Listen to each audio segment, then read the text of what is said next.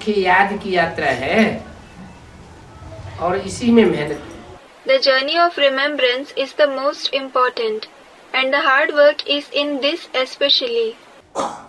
इसको कहा जाता है गुप्त मेहनत। This is called hidden hard work, क्योंकि अंदर अंदर से याद करना होता है, because you have to remember within. मुख से कुछ बोलने की भी दरकार नहीं है। ऐसे नहीं शिव बाबा शिव बाबा शिव बाबा बोलते रहो। There is no need to speak anything through the mouth either.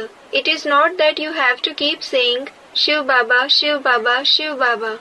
अंदर की याद चाहिए। There should be the inner remembrance. आवाज बिल्कुल बंद हो जाए। Your voice should shut completely.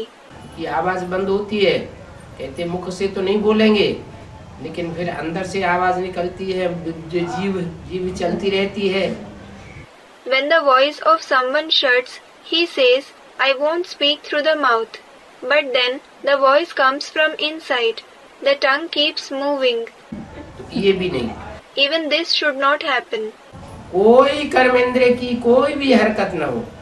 There should not be any activity of any karmendriya, meaning parts of the body used to perform actions. ये अंदरूनी मेहनत है। This is internal hard work.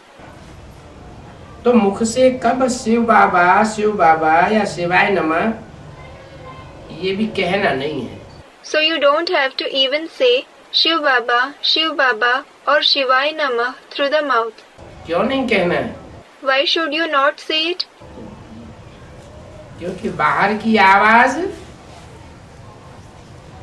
मन की आवाज नहीं है। Because the external voice is not the voice of the mind.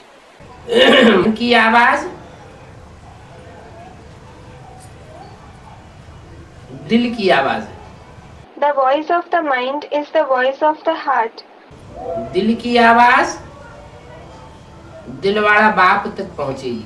And the voice of the heart will reach the Dilwada Father, meaning the Father who takes everyone's heart. ये तो शरीर की आवाज है।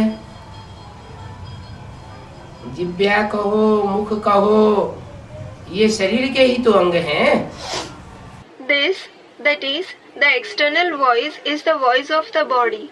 The tongue or the mouth are organs of the body.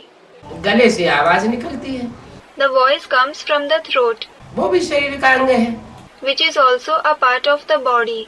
Shiv बाबा को तो अपना कोई अंग अथवा शरीर है ही नहीं। Shiv Baba does not have his own organs or body at all. तो जिसको अपना अंग ही नहीं है, शरीर ही नहीं है, देह ही नहीं है, उसको देह से कैसे आकर्षित किया जा सकता है? So, the one who doesn't have his own organs and body, how can he be attracted through the body? देह से उसको आकर्षित नहीं कर सकते, याद भी नहीं कर सकते। He can neither be attracted nor remembered through the body. वो भी बुद्धि रूपी आत्मा है और हम भी मन बुद्धि रूपी आत्मा है। He is also a soul in the form of the intellect, and we are also souls in the form of the mind and intellect. तो मन बुद्धि रूपी आत्मा का मेल मन बुद्धि रूपी आत्मा से होता है। So, the soul in the form of the mind and intellect can have a connection only with the soul in the form of the mind and intellect.